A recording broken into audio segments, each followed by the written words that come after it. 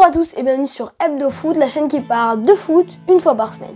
Aujourd'hui, on se retrouve pour une vidéo où on va parler des stars qui vont rater la Coupe du Monde 2022.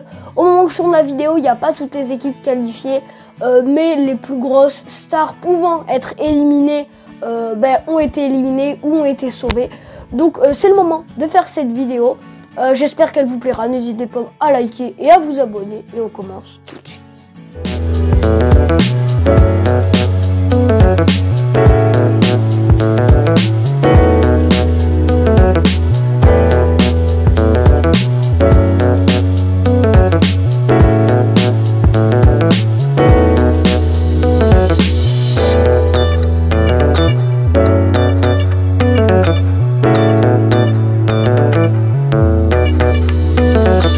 La première star, sûrement peut-être la plus petite de cette liste, mais quand même, David Alaba, donc le joueur du Real Madrid, qui joue pour l'Autriche, a été terrassé littéralement par un autre joueur du Real Madrid, Gareth Bale. Donc ça sera une Coupe du Monde pour le Pays de Galles, mais pas pour l'Autriche. Donc voilà, c'est la première star qui ne participera pas à la Coupe du Monde. Non, nous allons plutôt parler d'une équipe, donc les joueurs de la Côte d'Ivoire, donc Nicolas Pepe, Sébastien Haller et Kessie, qui ne participeront pas donc à cette Coupe du Monde. En tête de liste, je mettrai Haller, parce que voilà, c'est le joueur en ce moment en grande forme qui ratera la Coupe du Monde. Il aura encore la chance de participer à une Coupe du Monde, bien sûr. Donc, il n'y aura pas de Côte d'Ivoire, la Côte d'Ivoire qui avait perdu un match décisif face au Cameroun, alors qu'ils avaient encore leur destin en main. Et donc, pas de Coupe du Monde pour Sébastien Haller et Nicolas Pepe, excusez-moi. Donc, les deux ne participeront pas à la Coupe du Monde. Et on continue, je vais les faire crescendo jusqu'à la plus grosse star pour moi, bien sûr.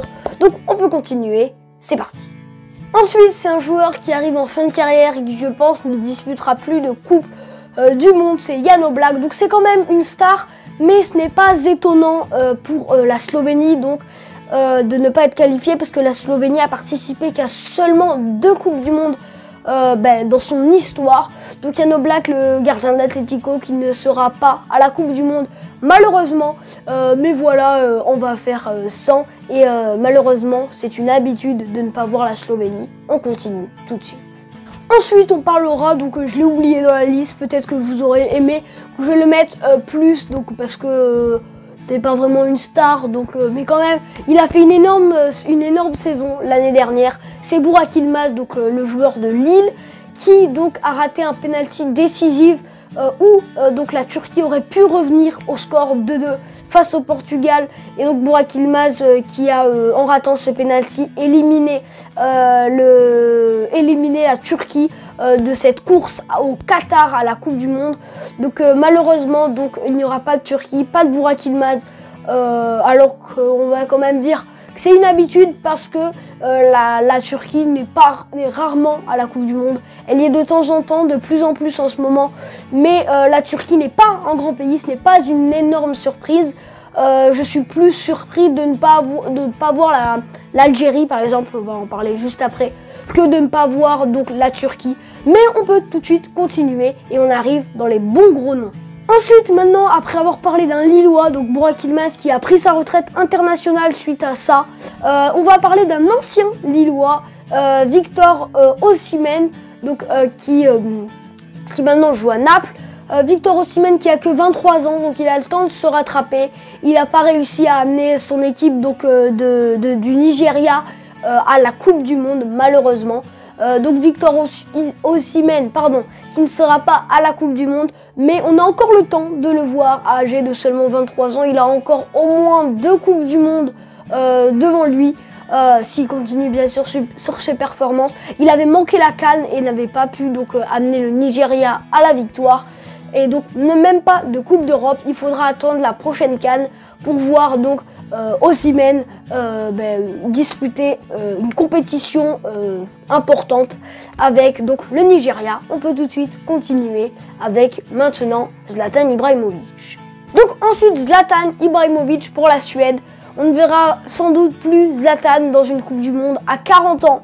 il n'a pas encore annoncé sa retraite internationale. Il a même dit qu'il aimerait continuer de jouer avec l'équipe internationale donc de Suède.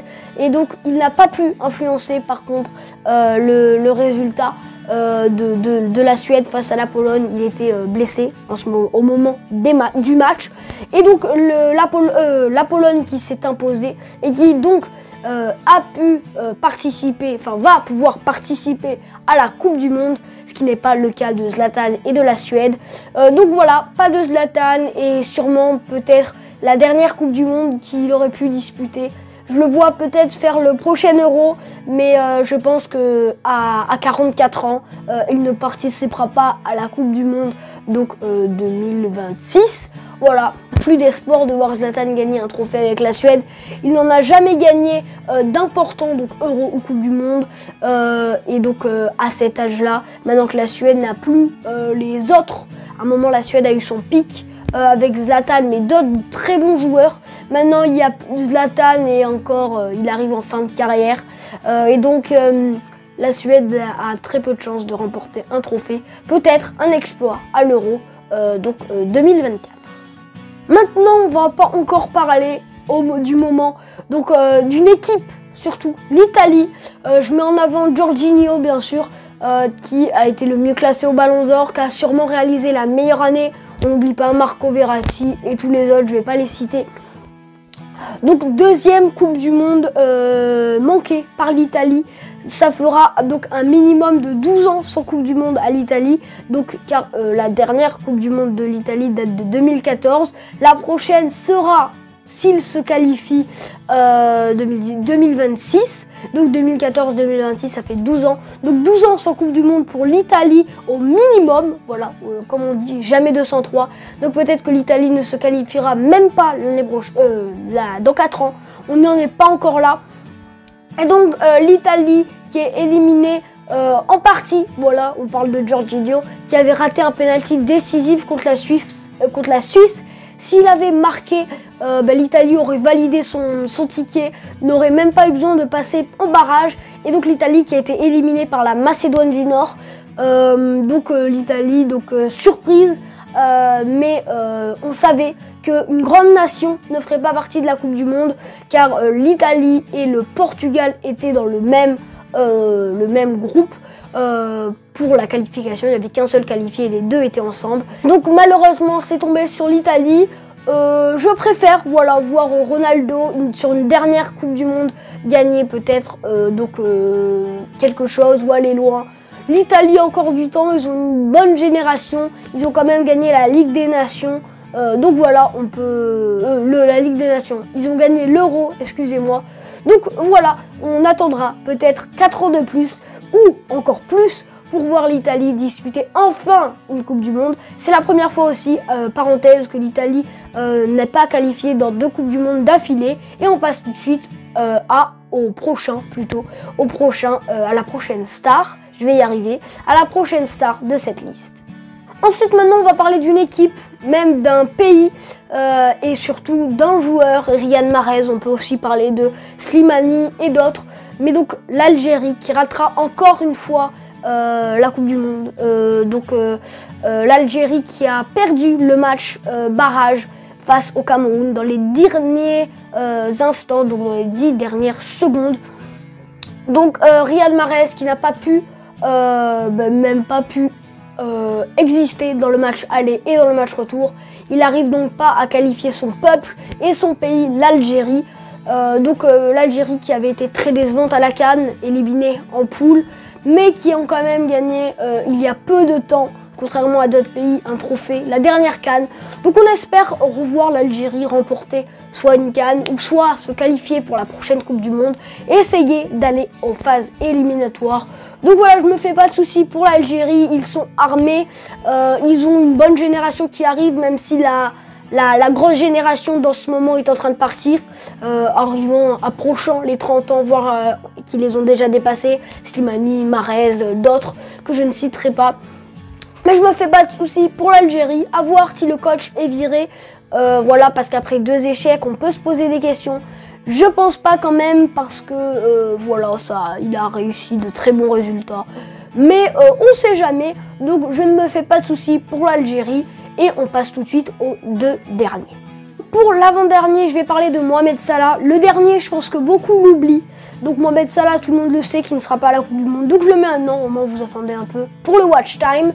Et donc Mohamed Salah, Égypte, éliminé encore une fois, qui ont perdu au tir au but. Donc il y a eu la polémique des lasers verts que les Sénégalais mettaient sur les joueurs égyptiens, parce que les Égyptiens ont fait pareil à l'aller. Donc voilà, c'est de bonne guerre. Mais donc l'Égypte qui ne se qualifie donc pas pour la Coupe du Monde, malheureusement. Nous n'aurons pas de Mohamed Salah. Ils étaient à la Coupe du Monde 2018, n'étaient pas sortis des poules, il me semble, si j'ai une bonne mémoire. Et donc Mohamed Salah ne sera pas à la Coupe du Monde. Ainsi donc que Erling Haaland, voilà, je pense que moi-même je l'avais oublié. C'est qu'en regardant les résultats et les éliminés, j'ai vu que la Norvège était éliminée. Donc Erling Haaland qui ne sera pas à la Coupe du Monde avec la Norvège.